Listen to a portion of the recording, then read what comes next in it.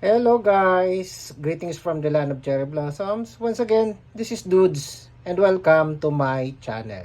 Okay guys, ang vlog po natin sa araw na ito is na-miss ko naman uling magluto, kaya magluluto po tayo ngayon ng binagoongang baboy na may gata.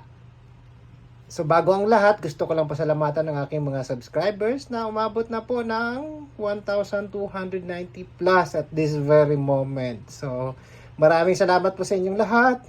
Sana ay dumami pa kayo. So ano pang hinihintay nyo? Tara na, magluluto na tayo.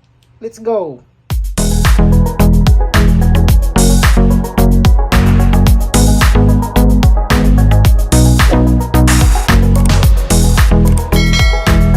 So ito na po yung sangkap natin ha. Unang-una yung pinaka main ingredient natin talaga is yung karne ng baboy, no? Yung spare ribs. Tapos, meron tayong sibuyas at bawang. Okay. Bagong na alamang. At gata. So, dito natin binili sa pinakamalapit na Philippine store dito sa bahay, sa kaibigan. Meron tayong sili o shishito ang tawag niyan sa Nihongo. At of course, meron tayong Knorr cubes, pampalasa natin. Okay, tara na. Magluluto na tayo. So, ayan, nagpainit na po tayo ng mantika, no? Lalagay na natin yung bawang, gigisahin na natin.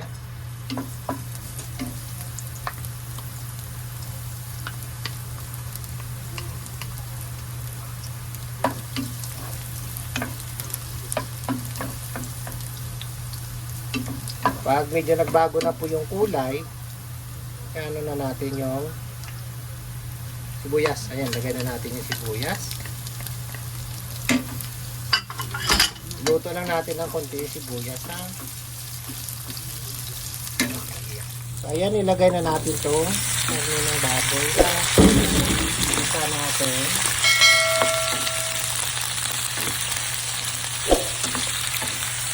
Isa muna natin, ha? Ulitin ko, ha? Hindi pang tutorial itong ano ko. Talagang ano lang to. Ito sa mga activity ko dito sa bahay. Kaya hindi ako talaga naglalagay ng mga measurements dyan. Ayan. Dito lang natin ng konti. Tapos kanina ito ha.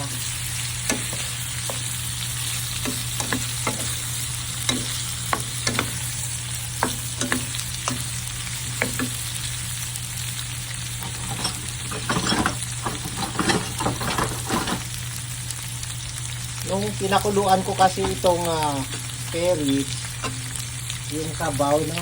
So yan, maglalagay tayo ng konti para hindi siya kasi isang latang gata lang yung ilalagay ko. Kukunti lang naman kasi ito para mapalambot pa natin siya ng todo. So ayan, tama na siguro yan. Pakuluan na natin ng konti bago natin lagay ang gata, ha? So ayan, kumukulo na po siya. Lagay na natin yung gata, no? Ayan. Tapos maya-maya lagay na rin natin yung bagong. Pakuluan lang natin ng konti bago natin ilagay itong bagong, ha. Ayan. So ito guys, kumukulo na po. Lagyan na natin ng bagong, ha. Ayan. So hindi na natin lagyan ng paminta o asin pa yan kasi maalat na itong bagong. Baka maalat. Tapos bagong. Lagay na natin itong Knorr cubes. Saka natin haluin, ha. Saka lagyan natin ng sili para maluto talaga siya. Wait lang. So, ayan. Gaya nung niluto kong langka noon na may bagong, magiging pinkish din ang kulay nito. Pero guys, masarap. So, pakuluan na natin siya ng medyo matuyo-tuyo na siya para ma-absorb talaga ng karne yung bagong at saka yung gata. Ayan. Kung kasi ugali ko yung sili, naano ko siya talaga yung gusto ko yung parang ano, lutong-luto talaga yung sili. Ika.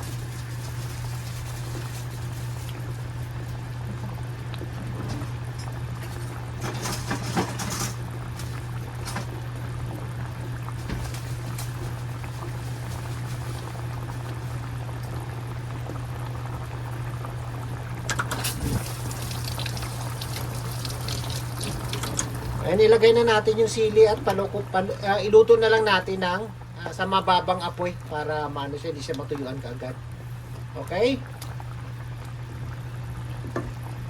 So ayan guys, ito na po yung ating binagoongang baboy na may gata. Ayan. Diba? Delicious siyang yummy. Okay.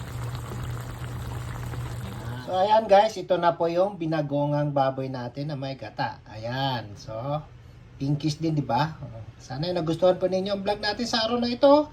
At kung nagustuhan po ninyo, huwag sanang kalimutang mag-like, mag-comment, at higit sa lahat mag-subscribe. At huwag kalimutang pindutin ang notification bell para maging updated kayo sa susunod pa nating mga vlogs. Okay, maraming salamat po. Domo arigatou gozaimashita.